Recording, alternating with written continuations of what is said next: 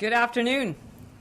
My name's Maren Smith, and I'm a fellow at Simon Fraser University, the founder of Clean Energy Canada, and the co-chair of BC's Climate Solutions Council. And I'd like to acknowledge that Premier Horgan and I are on the traditional territory of the Lekwungen-speaking people, the Songhees, and the Esquimalt First Nation. It's my pleasure to be here today in person with Premier Horgan. With the cyclone bomb going on out there. We are here in Victoria, and we're going to be joined virtually by Minister Heyman, plus my colleagues from the Climate Solutions Council, Colleen Giraud-Schmidt and Mark Jackard, plus the president of C-SPAN Marine Transportation, Ian McIver. Ian was going to be hosting us today, but the weather's switched things up for us. And the weather has been a conversation in BC over the past year. We felt the devastating impacts of climate change firsthand this summer. We watched the community of Lytton burn to the ground due to climate change. The heat dome killed crops and wildlife and British Columbians, some of our friends and our neighbors. I grew up in this province, running around as a kid in the summer, breathing clean air. But this summer, we all breathe smoke, and for days, some of us, and for weeks, others. And this is really the new normal for our kids in the summers in British Columbia. It's being called a climate emergency around the world, and here in BC, we're feeling the impacts here. So in order to solve this emergency, every nation, every province or state, city or council, and community and businesses, we all need to do our part. So when Minister Heyman asked me to join the BC Climate Solutions Council, I knew we had an opportunity to do the right thing here in BC, to cut our carbon pollution, to transition to clean energy and away from fossil fuels, and to transition to a 21st century economy that was more equitable and inclusive, including with Indigenous nations.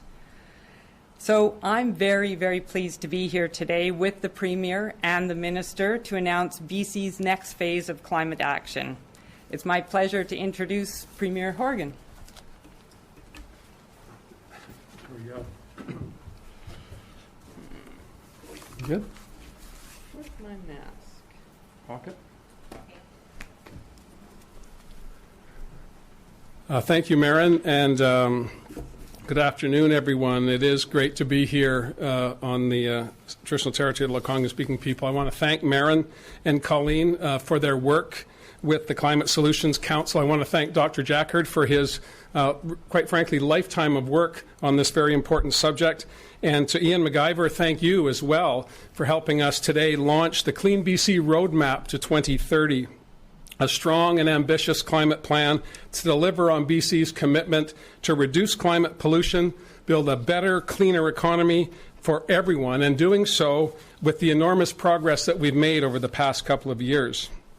With the support of CleanBC, companies like C-SPAN and Corvus Energy have joined forces to make shipping cleaner and more affordable, not just here in British Columbia, but indeed internationally. And C-SPAN is converting a cargo ferry to from fossil fuels to biofuels. We would have been talking about that in more detail. I'm sure Ian will say something about that later on in the agenda. But he'll talk about Corvus and homegrown batteries and all of the technological innovation that's coming out of British Columbia as we collectively do our part to address the globe's biggest challenge. Maren touched upon this past summer, but I've had the honor of being Premier for 4 summers now, and 3 of those 4 summers were the worst fire seasons in BC history. Add on to that the devastation of the heat dome this past summer, and I think all British Columbians, indeed all Canadians, are focused on making progress on climate change, not sometime in the future, but right now. The threat is no longer decades away. It is here with us in everything that we do. Impacts of flooding, which will likely follow the cyclone bomb of this weekend, are also ever present for people living in British Columbia. Our rivers used to be the highway for our salmon. Now they are potential devastation for our communities, and that has to stop. We need to make sure that we're regulating the carbon emissions of our largest polluters. We need to make sure we're assisting people in making a transition from how they do business today to how we need to do business in the future. And I believe that the progress that we've made under the leadership of Minister Heyman is outstanding relative to our friends across the country and indeed across the continent. But we can't rest on our laurels. Indeed, now is the time when British Columbians and Canadians are focused on the imperative of action to work with the incoming federal government to deliver on the promise of CleanBC here. And I believe our roadmap will do that by powering businesses and communities to make changes in how they act. In changes, that means using our abundance of clean electricity, electrifying those fossil fuel industries that are still out there, and making sure as we put a cap on those emissions, reduce methane pollution, we can do so in a way that makes a transition over time so that we meet our 2030 goals and we get to net zero by 2050. The C-SPAN Corvus example is there, and I'm sure Ian will talk about that. But our province is uniquely positioned to thrive in a low-carbon economy. For decades now in British Columbia, successive governments have focused on this initiative, and we have dialed it up since 2017 because the chance and the opportunity to build an economy that's focused on clean energy, focused on reducing emissions, is exactly what British Columbians have asked us to do, and we have every intention of delivering on that promise to everyone in British Columbia. We have to have the same common purpose to attacking climate change that we have had to attacking COVID-19. This transcends political boundaries. It transcends regions of British Columbia, all of us working together with a singular focus on lifting up everyone. As we put a price on carbon pollution, we have to make sure that the low-income and moderate-income British Columbians do not suffer from that. As we bring forward initiatives to make housing less carbon-focused and more carbon-friendly, we need to make sure that there are government programs in place that will stimulate the economic activity that will build the economy of the future. There are challenges ahead for all of us, there is no doubt. But with challenge also comes opportunity. C-SPAN and Corvus can speak to that. But it's not just those two companies, it's companies right across British Columbia that have been focusing for the past decade on how they can take this challenge and make it an opportunity, create wealth and opportunity for themselves and other British Columbians. That's our focus with the roadmap to 2030. I'll now pass it on to Minister Heyman. He can provide more details on how we're going to get there.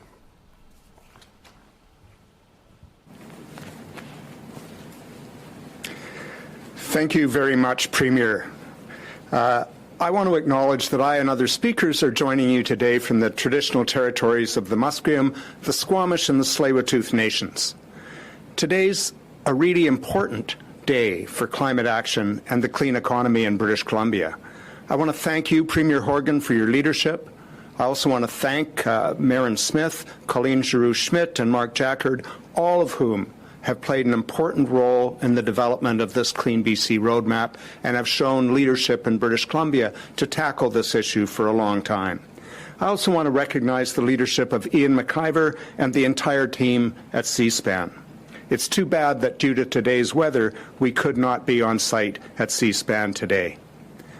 Today's announcement is the result of significant collaboration between businesses and government, Indigenous nations, all levels of government, in fact, and the public coming together.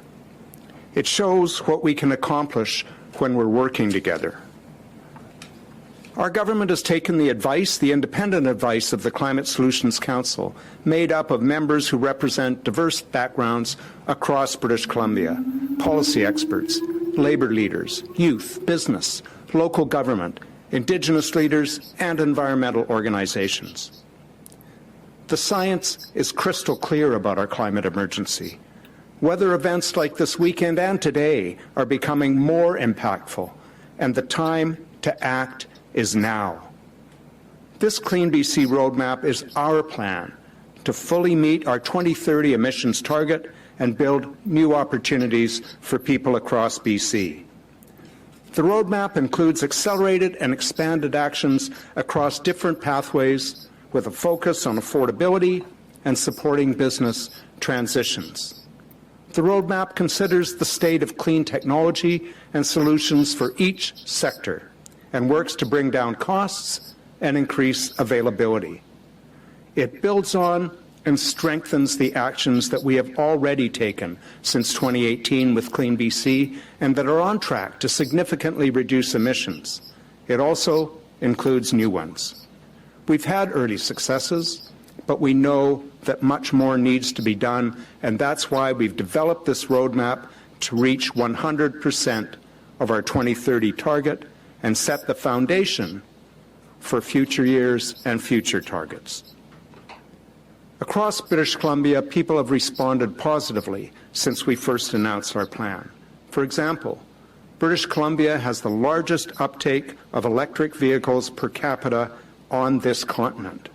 We were the first jurisdiction in the world with a 100% zero-emission law in place. And we're going to accelerate that with this roadmap. BC will mandate that 90% of all new car truck sales be clean and zero emission by 2030 and 100% by 2035. We can do this because we've seen that the auto industry and other governments saw what we were doing and decided that we need to move faster, spurred on by actions that we and other subnationals have taken. Also, as part of this roadmap, we're developing new medium and heavy-duty vehicle zero-emission requirements because the science is clear. We need to rapidly move to clean energy in absolutely everything we do. We know that the global economy is quickly moving toward a net zero emissions future. There are investment opportunities for companies that have a commitment to net zero emissions. That, in fact, is on the agenda for the upcoming UN Climate Conference in Glasgow. And in turn, companies that don't have a plan are facing stiff questioning from investors who are turning away. In BC, some of our largest industrial operators, accounting for 50% of our industrial emissions, have already taken the first step and committed to reaching net zero emissions by 2050. Our roadmap will help BC industry thrive in this new environment, so our exports are not replaced by higher carbon products from elsewhere. We've already launched 22 emission reduction projects together with industry through our CleanBC Industry Fund, and these projects are expected to reduce nearly 1 million tons of carbon dioxide equivalent between now and 2030. We also recently announced a range of measures with BC Hydro to encourage switching to clean electricity. Our plan means that BC will attract only industrial projects that are already designed to be low carbon in line with our targets and ready for a net zero emissions future. This will reduce the emissions impact of any new industrial development. We made our oil and gas sectoral targets clear a year ago, and this roadmap includes our commitment to meet that reduction target. We will work with experts, industry, and Indigenous nations on programs and policies that will achieve this, including regulation where necessary. This roadmap also includes a wide range of additional policies that will ensure industry emissions are in line with our sectoral and provincial emission reduction targets, while also maintaining healthy business environment and competitiveness. The roadmap has many, many more actions to transition to a cleaner future and to maintain affordability in buildings, in communities, in transportation across British Columbia. We know that the changing climate is creating uncertainty for British Columbians and everyone around the globe. Risks and creativity are part of this equation. But actions can fuel optimism and success. Thriving in this environment takes leadership. Leadership by government, leadership by communities, leadership by industry, and it takes improving as we learn more. Today, we want to acknowledge the leadership that C-SPAN has taken to move its ferry fleet to a net zero future. The combination of electrification, low-carbon fuels, and a re-examination of the way it operates puts C-SPAN among the first in their sector to design their net zero future. This reflects a BC brand of leadership, and I want to offer thanks to C-SPAN CEO Ian McIver for seeing this opportunity and for making it happen. What is taking place at C-SPAN is now happening right across the province. People are seeing the opportunities for change and moving to a cleaner, brighter future. The CleanBC Roadmap that our government has put together, along with our accountability measures in the Climate Change Accountability Act, are very important tools in building that future. Thank you very much, and I'd now like to introduce Ian McIver, President of Seaspan Marine Transportation, to say a few words.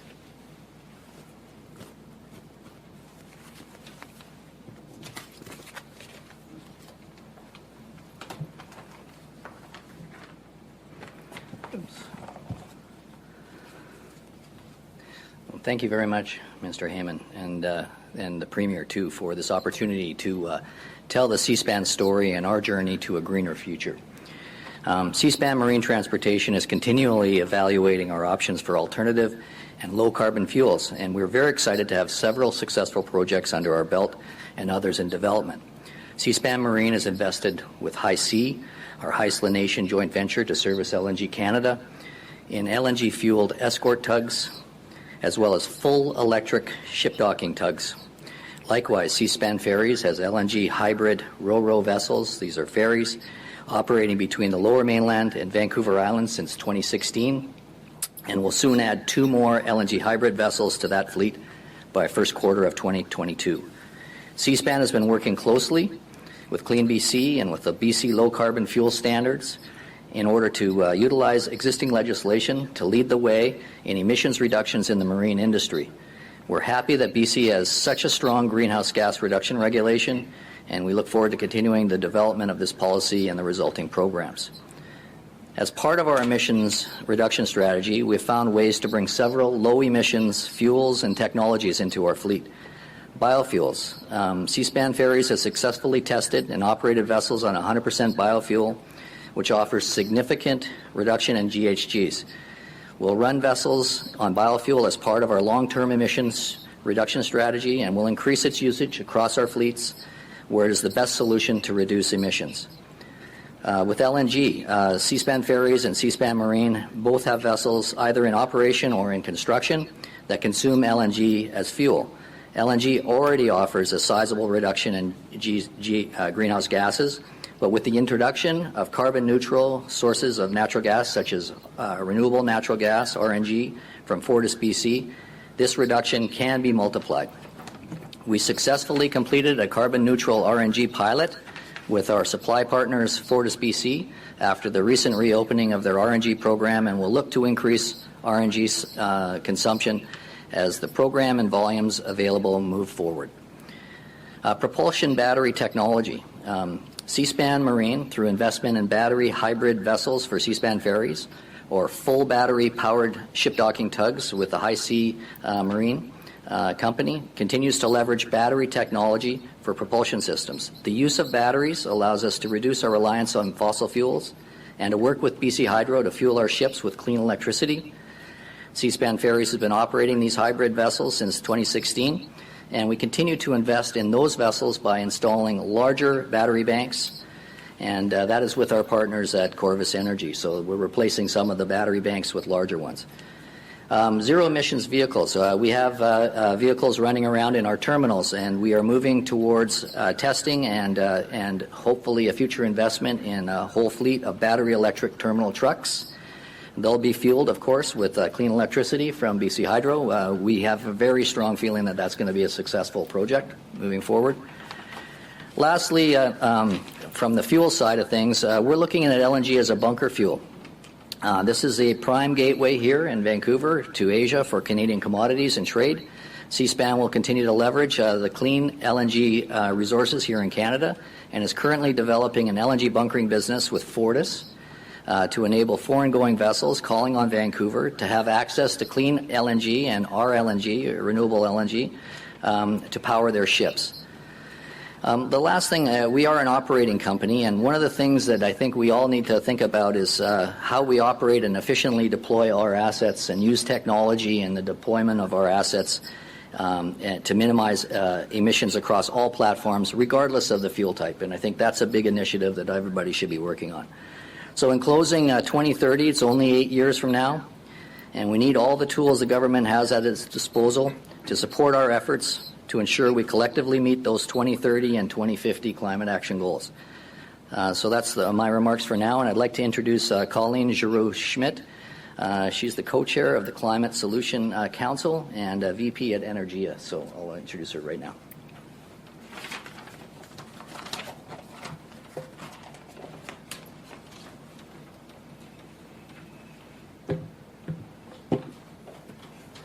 Thank you. I'd like to start by expressing my gratitude for being here today on the traditional lands of the Squamish, the Musqueam, and the Tsleil-Waututh. I'd also like to express gratitude to the Premier, to Minister Heyman, for their government's leadership in announcing the roadmap today. I'd also like to share my gratitude with my colleagues from the Climate Solutions Council. It's an incredible group of people that challenged and were able to work and push, I think, to help the roadmap be what it is today. And I'd also like to express gratitude to my colleagues at Interjex who shared me for this last 2 years. The Council experience for me has been interwoven with becoming a parent. The Minister asked me to join the Council when I was expecting my first son, and he's been in the background for many of our meetings this year. I highlight this today to underscore the sense of urgency for why we need to act. These dates are not abstract. 2030, my son will be 11 years old. In 2035, when we have a 100% zero-emission vehicle reg here in BC, he'll be 16 and learning to drive, maybe. And in 2050, he's going to be younger than I am right now. So the roadmap is great, but it also is going to require a lot of work from all of us. And so we need to get started this afternoon. As been mentioned, the scope of this challenge and opportunity is vast. It's going to need cooperation and action from all levels of government.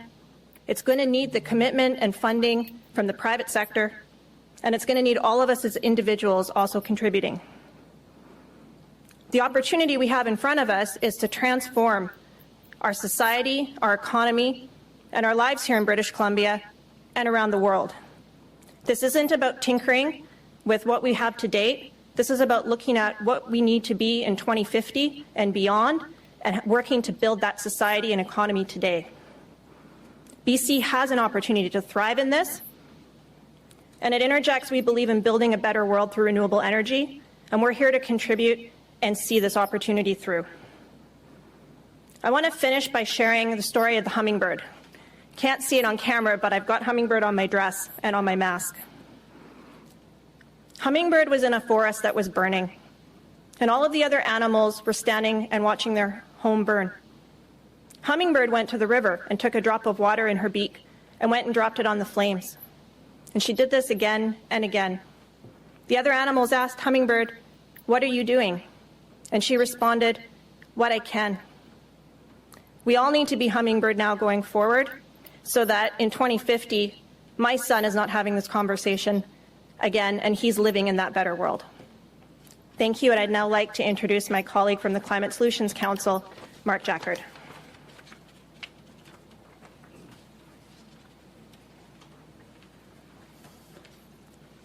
Thank you. Thanks, Colleen. That's tough to follow. That was fantastic.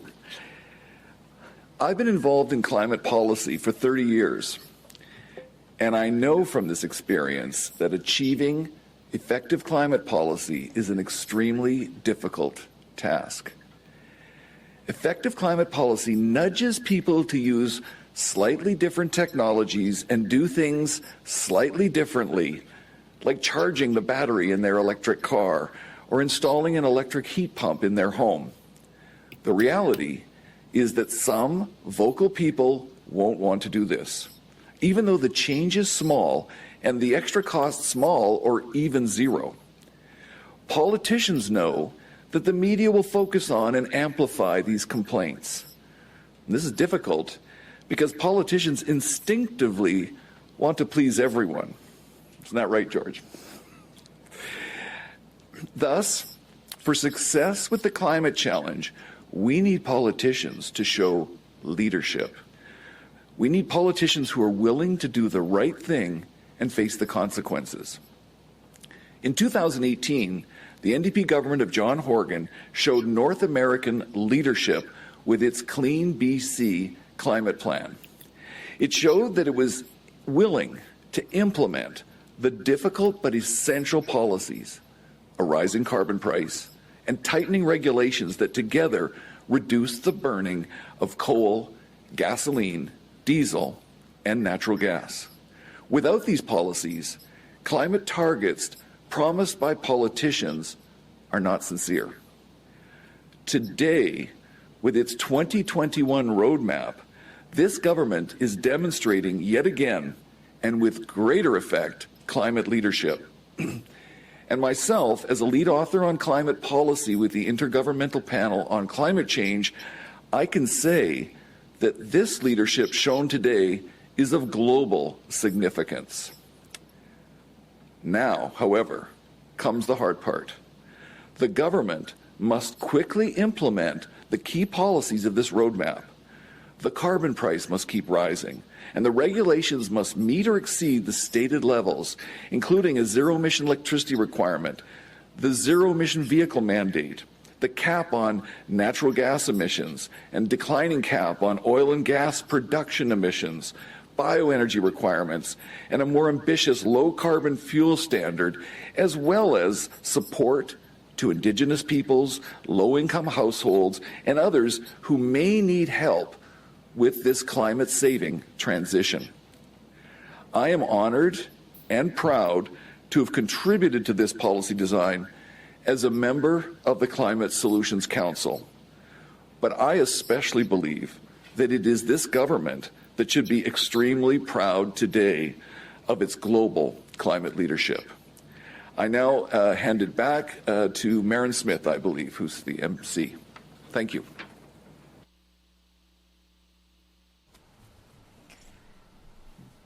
Thank you, Ian and Colleen and Mark for participating in this event today. Special thanks to Mark and Colleen and all of the Climate Solutions Council for the many hours that they put in advising the government. I really want to thank the Premier here today and the Minister in Vancouver for their bold and courageous steps forward with this roadmap to 2021. As Mark has mentioned, this is really a significant world-leading and continent-leading plan, and I'm proud of BC for moving forward with this, so thank you. But this is a roadmap for a journey that we have to take together, and what matters today is not what gets said. What matters is not what gets said today, but what gets done. And that's what will be judged by our peers, our kids, and their kids. So with 2030 approaching, as has been said, there's simply no time to waste, and the next 6 months are going to be crucial. What's exciting is that the world is transitioning to a clean energy economy, and that our global trading partners have shown that a good climate plan is also a good economic strategy. And so with the release of today's roadmap, BC has a once-in-a-generation opportunity to link its economic and its climate goals, and that's exciting. But if we're going to follow this roadmap and get to our destination by 2030, it's going to take the best of all of us, of industry, the clean tech sector, Indigenous peoples, cities, and academia, NGOs. It's going to take the best of all of us working together. It's easy to criticize, it's easy to point fingers at somebody else, but we need to pull together and pull our best selves forward if we're going to succeed and beat the climate emergency that we're in. And we need to do this for our kids. And so I'll now turn this over to Lindsay so we can take questions from the media. Great. Thank you, Marion. As a reminder to everybody on the phone line, please press *1 to enter the queue. You're limited to one question and one follow-up. First question today is from Justine Hunter, Globe and Mail. Thank you. My question to the Premier. There's a new UN report out today that says greenhouse gas concentrations hit a record high last year, and the world is way off track in capping rising temperatures. So here in BC, we spent 14 years trying to cut emissions, and the result is, it seems like, ever-growing GHGs. And I'm wondering, when are we going to actually see in concrete measurement? Well, thank you, Justine, for the question. And I agree with you that despite the extraordinary efforts by British Columbians, regular folks, business, labor, everyone, the continuum of people here in BC to try our best to reduce our emissions, to be leaders in the country and in the continent, we see all around us challenges. And that's why COP26 is so important, and I'm very proud that Minister Heyman will be representing British Columbia in Glasgow as we talk to industry, international leaders, sub-national governments as well as national governments about how we need to up our game. And the roadmap, as Dr. Jackard said, is our way through that. That means that we need to ensure that the regulations that we put in place to make this real happen as quickly as possible, and they're in place with backstops for business to ensure that we can keep them competitive as they make these transitions, as well as, of course, families. As we increase costs to them, we have to make sure that we have programs in place for low and middle income families, and also opportunities for them to reduce their emissions through changing their transportation habits, changing how they heat their home. All of those initiatives are within our grasp. And again, it's been an awful lot of hard work by a great number of people. And despite that effort, you're quite right, we have a long way to go. But we can't wait any longer. We can't continue to kick the can down the road. And that's what the roadmap is about. And that's what we want to see, not just in Canada, but internationally coming out of Glasgow.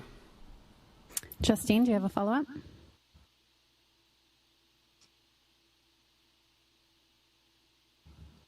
Justine, are you there?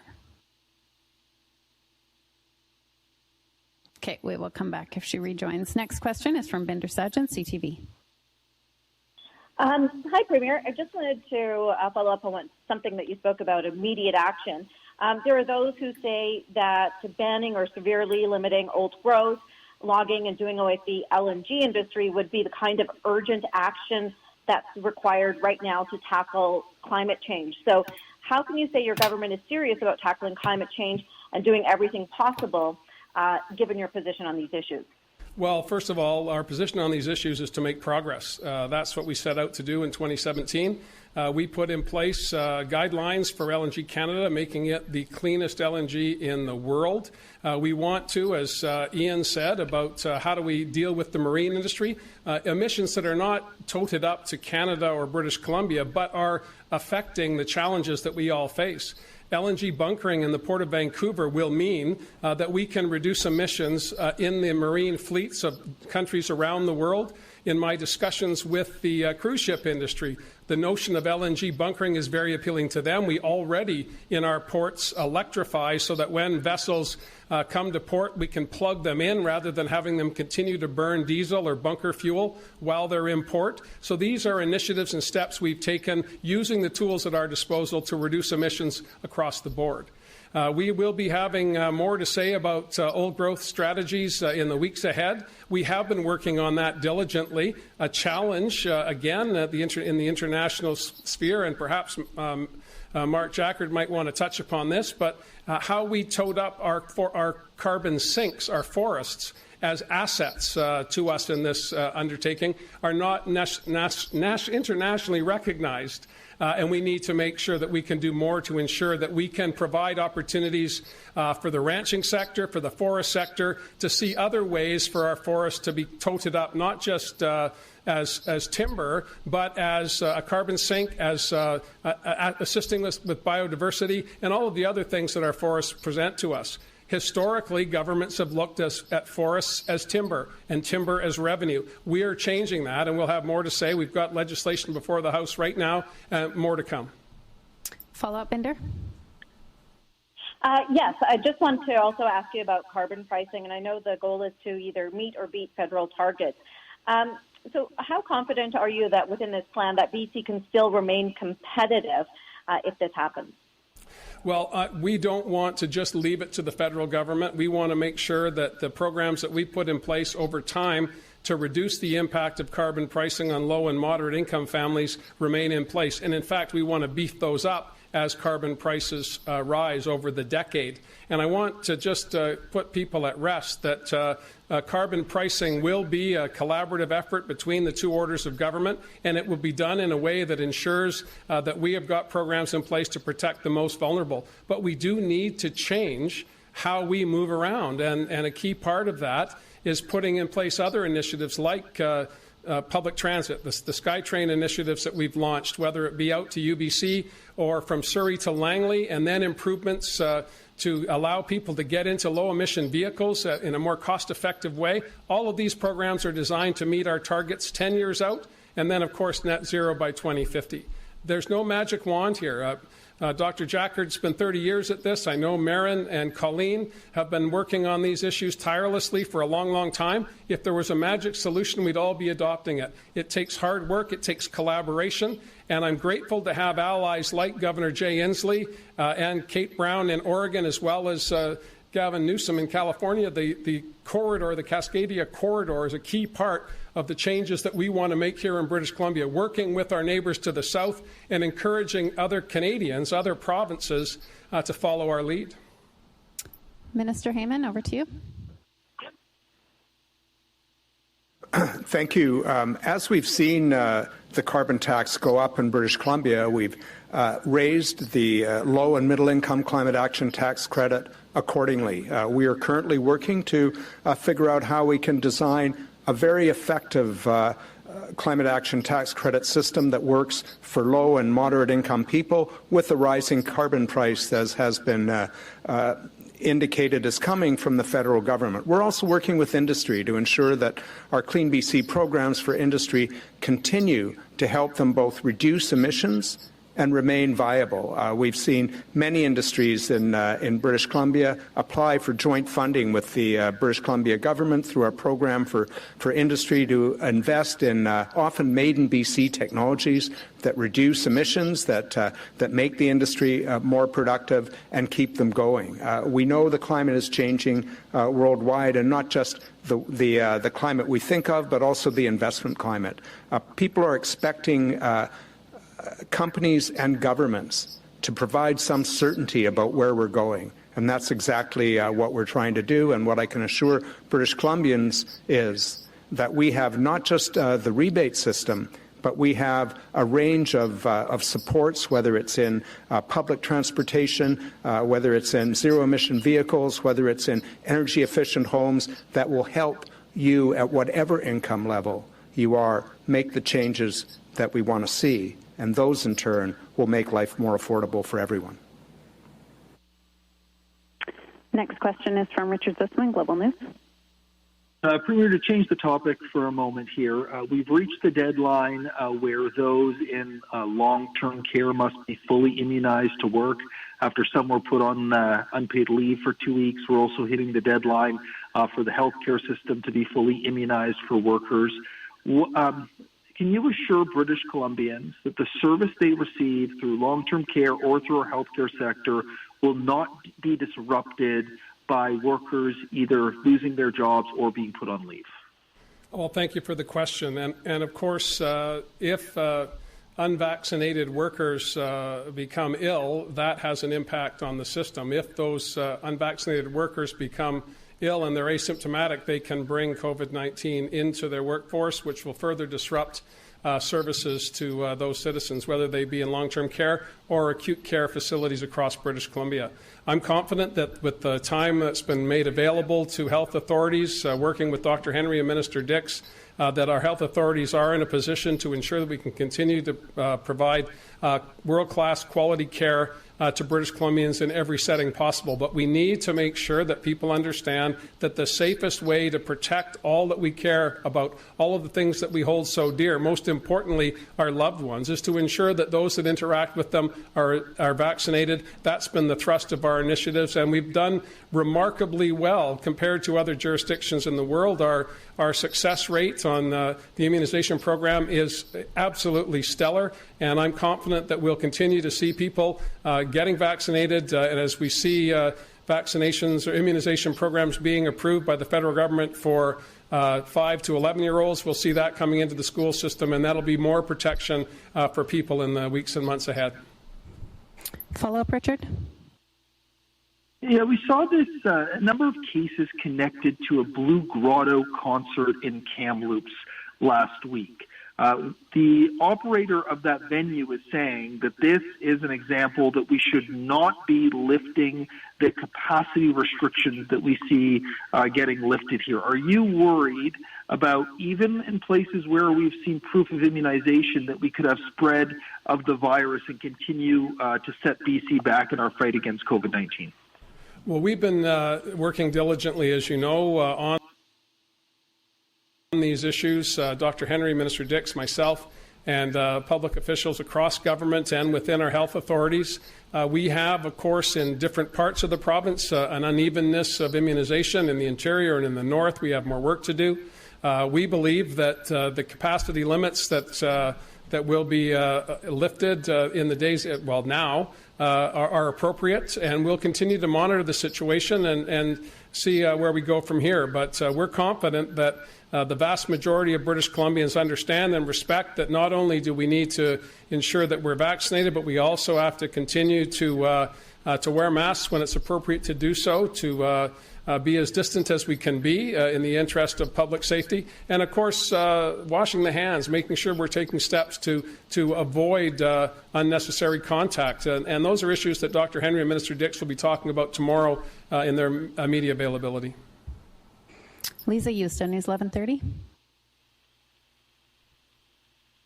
Hi there, Premier. I wanted to ask I'm asking about health as well, but with the school staff mandate, it was very quiet on Friday that the province at the end of the day did like the Friday dump of putting it out to the province what the guidelines are. And it feels to many like the province is pushing the responsibility to the districts because they're just, it's sort of a way of buying time. And one of the big ones is pushing the legal responsibility of this to the school districts instead of the province being able to take that on. Is this just a way to kick it down the line? And it feels a little bit like the province is, by some accounts, is abdicating their responsibility with helping people get vaccine mandates for staff at schools. Well, we have been working with stakeholders in the K-12 system for a year and a half to try and make sure we put in place the best practices based on the information available to us, based on the availability of vaccines, which of course were not readily available until the spring of this year. But at the end of the day, and I've been saying this now for some weeks, the relationship between employees and employer is not one with the province, it's with locally elected school boards. And there was some talk when we made these revelations to the public that certainly school boards, trustees and their staff are well aware of that. And they have every access to decision makers here in Victoria, whether it be the minister, whether it be Dr. Henry and Minister Dix, to get whatever information they need about why they should move in this direction. Our focus has always been to increase the number of people that are immunized, to increase, of course, protection across the board. We're doing what I believe is appropriate, allowing the responsible entity, in this case trustees, to make decisions about their staff. And we stand ready with the provincial guidelines that were released on Friday to assist in any way possible. Lisa, do you have a follow-up? Yes, and with the healthcare worker mandate, looking at what's happened in Ontario, that there's a few of them that have managed to get a temporary injunction. I'm just wondering how the province might deal with that, if you're concerned about that, and ultimately at the end of the day, what will be success for you, what will be considered success with the vaccine mandate? Well, more people getting immunized and protecting vulnerable populations, whether they be in long-term care, whether they're in assisted living, or whether they're accessing our acute care system for emergency or for surgeries. That's the objective here. And if there are challenges down the road, as with everything, it seems, since we came to government, we'll deal with it as it arises. I can't predict what others will do. I do know that the overwhelming majority of healthcare workers are immunized and are science-based in their approach to life. And they're oftentimes perplexed at why people wouldn't follow good, solid science and follow the lead of Dr. Henry and the immunization team and get those vaccinations. We stand ready to immunize anyone, all comers, and that's the message coming out of this initiative. And I'm hopeful that the small number of of workers who are still resistant to that will get the information they need, they'll be comfortable with their choices, and we can continue on to provide quality service for British Columbians. Next question is from Lisa Cordesco, Vancouver Sun. Thank you. Critics have said that the LNG Canada project will make it difficult, if not impossible, to meet deadlines and targets. What is in your plan that ensures that this project will not prevent BC from reaching its 2030 goals? Well, we have sectoral targets. I'll push this off to George, Lisa, but we have sectoral targets for the oil and gas industry, other heavy emitters, as well as other sectors of the economy and people's lives. We know that the LNG Canada project fits into the plan that we laid out in 2018. It was fundamental that we work with the BC Business Council and other large emitters to fully understand the consequences of LNG Canada to their emission profile and what steps they could take to reduce their emissions in the short term, and of course now with the roadmap in the immediate term leading to a net zero by 2050. But we moved forward with LNG Canada because we were confident it would fit within the plan. We're still confident of that, and perhaps George may have some more detail he could add to that question. Mr. Heyman, over to you. Thank you very much. Yes, LNG Canada Phase 1 is definitely modeled in the CleanBC plan. It continues to be modeled in the roadmap. In addition to that, we have a sectoral target of reducing emissions from the oil and gas sector overall by 33 to 38%. That's clearly part of the emission reductions projected in the roadmap. We've made it very clear. We expect to bring down emissions to at least 9 megatons in this sector by 2030. We need to work with Indigenous nations, with the industry, with experts to determine how to do that, and we'll use regulation where necessary, as well as policies and different programs and different forms of emission reduction. Thank you. Do you have a follow-up, Lisa? Yes. Can you tell me what tangible differences will British Columbians see in their lives and how they go about their daily lives by 2030? Well, I'm hopeful they're going to have cleaner air to breathe. There are going to be fewer fires. They're going to have access to different transportation options that are either zero emitting or heading in that direction. I believe that all British Columbians have been moved profoundly by the events of this past summer, whether it be another horrific fire season or the devastating consequences of record-breaking heat. 50 degrees in June in Lytton.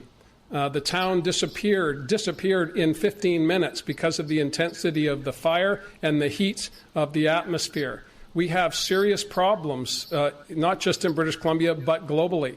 And I know that British Columbians are seized of that, probably more so than most British Columbians, if opinion research is to be believed. British Columbians want to see action. But we also have to acknowledge, and I've said this numerous times, that we are 5.2 million souls in a sea of 7 billion people. And we are going to need to have extraordinary efforts by national governments around the globe if we're going to be successful. And I believe British Columbians want us to be pushing the rest of the world to the place that we know we all want to get to, and in fact we must get to by 2030 and then by 2050. There will be changes in people's lifestyle. We're going to do what we can to ease that burden, whether it be on offsetting carbon price increases with respect to low and medium income individuals, and for those who have more income, giving them the tools to transition from fossil fuel transportation to EVs, making sure that public transit is not just available but desirable to get from place to place. These are the initiatives that British Columbians want us to push, and that's where the roadmap will take us. Using smart regulation to reduce emissions, working with industry, working with communities, working with First Nations so that we can all collaborate, as we have on so many other issues in the past number of years. We need to do this together, and the plan will help us do that. Peter Fairley, Investigate West. Thank you. Premier, the IEA said earlier this year that there should be no new fossil fuel infrastructure from today, and specified that LNG investments made today are at risk of being stranded, This spring, the World Bank evaluated maritime fuels and found that LNG bunkering is a dead-end policy, warning governments not to add policy supports for it. Is there a reason why BC can play by different rules? Well, the alternative to the marine industry is continuing with diesel and bunker fuel, and I don't believe that's an appropriate option. It's always been viewed as a transition fuel. I believe in the transition between where we are today and where we need to get to. It can continue to play a role. We had, and Peter, I don't know if you were following the cruise ship debate here at the legislature, but it became the issue of the day for the official opposition. And when I spoke with industry about the prospect of reducing their emissions, they praised the Port of Vancouver and Victoria for giving electric options well in port. We need to make sure we're doing everything we can to reduce those emissions. We don't get credit for them, but it doesn't really matter at this stage. If we can reduce international emissions by giving international maritime industries, whether it be moving important goods and services, food, and people, in the case of the cruise ship industry, I think it's appropriate that we do that. Minister Heyman, over to you. One of the features of our roadmap to 2030 is that we know that technologies are changing rapidly, as well as the availability of different fuels. We hear what the IEA is saying. We have clear targets for emission reduction, both in use of fossil fuels in transportation, in buildings, as well as a clear sectoral target for the oil and gas sector. We're also promoting the development of clean hydrogen industry in British Columbia, as well as moving toward 100% electrification. One of the important features of our roadmap to 2030 is our reporting every year on how we're doing, as well as new measures we plan to take. We plan to evaluate what we're doing and ensure that we're current with the latest technologies, of the latest sources of energy, and that we're moving accordingly. But as the Premier said, we need to do that globally, not just in British Columbia. Do you have a follow-up, Peter? Do I get a follow-up? Thank you. For the Premier and for Mark Jackard, please. BC is eliminating incentives for fossil-fueled heating in buildings now. Is it time to eliminate subsidies for fossil fuel production? And if not, why should British Columbians have any confidence that this government will stop the ongoing growth of carbon emissions as reported by your government today, let alone slash emissions by 2030? Well, as George said, we have comprehensive sectoral targets for emissions, and they're real. And emissions must come down in all of these sectors, particularly oil and gas. We're just conducting a royalty review. We had two eminent academics do a review on the credit system as well as royalties. That's now out in the public, and we expect to make significant changes in the new year going into budget 2022.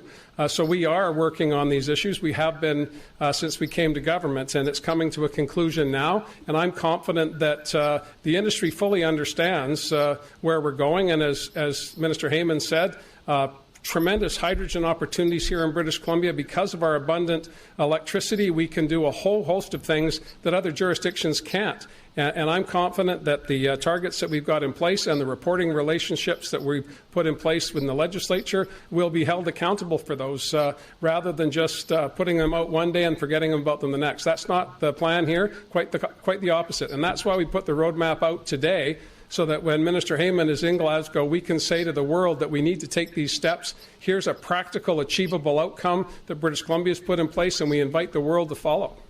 Minister Heyman? I think it was Mark. Mark? Hi, Mark Jackard here.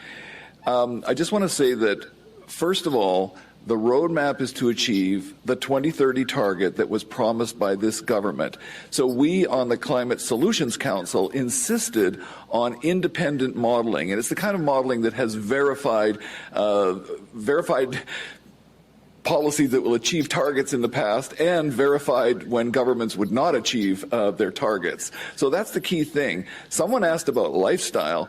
Actually, no change in lifestyle. I know that's hard to explain, but for consumers, for households, It's the car you drive and it's how your home is heated dominates, and you won't notice it. People don't even know right now how their homes are heated. You asked about natural gas production. So there's an important issue there that the International Energy Agency talks about. It talks about whether total natural gas production over what time frame will go down or up. So natural gas production in some cases and in some regions can go up, but you need to make sure those production emissions are going down. And that's why we focused on that with the Climate Solutions Council, and we were very happy to see that the government adopted the policies that are needed, or say they will adopt, and is on a path to adopt the policies that are needed for that to happen. And finally, with respect to fossil fuel subsidies, it's a very contentious issue. Fossil fuel subsidies are finally declining. They are largest in developing countries where governments subsidize the final price of gasoline and diesel. And the subsidies that happened in North America were mostly for new production in oil and gas. But yes, we need governments, including this one, to make sure any subsidies are declining over time, and that will be a good test. Question today comes from Les Lane, Times columnist. Oh, thanks. Premier, the background briefing this morning, they said the GHG inventory is coming out today. I haven't quite seen it yet, but he said it's up in BC 1% for the 2019 count over 2018. Can you just confirm that on the record? And also, what's your kind of response to that? Les, I think I'm going to ask George to respond to that because I haven't seen the report you're referring to. Minister Heyman, can you answer Les's comment? Thank you, Premier, and thank you, Les. We have had in place the CleanBC program since the end of December. We spent a couple of years beginning to implement the policies that are going to ultimately reduce emissions. We always knew they wouldn't go down in year one. Certainly they weren't going to go down in 2018 before we'd even developed the program. We also know that the federal government changed the way they account for emissions, and we rely on their accounting program. So they added new emissions from waste and land use, and that drove our emissions up. That made us have to work harder to develop a credible roadmap to 2030. We expect emissions that are being reported today and in the next year to plateau and then to begin to head down. But as Mark Jackard said, this has been modeled.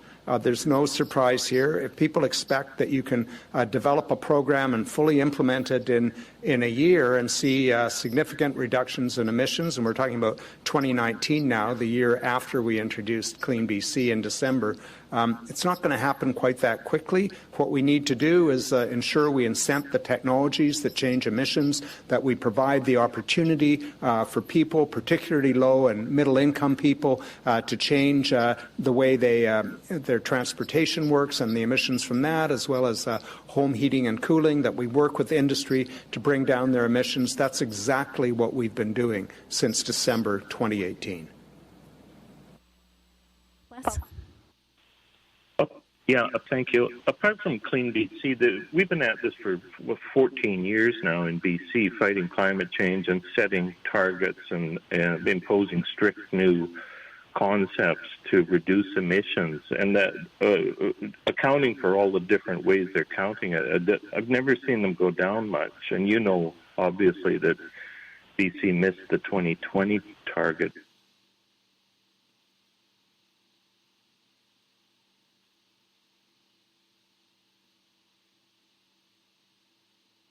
By a country mile. Why is this big disconnect between these huge plans to cut emissions and the lack of any obvious progress in the GHG count? George? Thank you very much. You know, the problem with setting a target and not having a plan and a range of specific measures to meet that target is, as you pointed out, you don't meet the target. And that's exactly what happened under the previous government. I give credit to Gordon Campbell for introducing a carbon tax in British Columbia. It did begin to make a difference, but then we saw a 6-year period where there were no programs or policies to effectively drive down emissions. The difference between that and 2018 and 2021 is we have comprehensive programs and pathways with a range of options, initiatives across all sectors of the economy and community, ways to help average people do what they want to do, which is lower their carbon footprint, ways to help industry do what they know they have to do, which is reduce emissions and therefore be viable in a carbon-constrained world. Those are the measures that we've put in place in this roadmap. There's a multitude of them. We have the Climate Change Accountability Act that makes us responsible for reporting on our success or failure annually, and we intend to succeed along with all British Columbians. That's all the time we have for today. Thank you for joining us.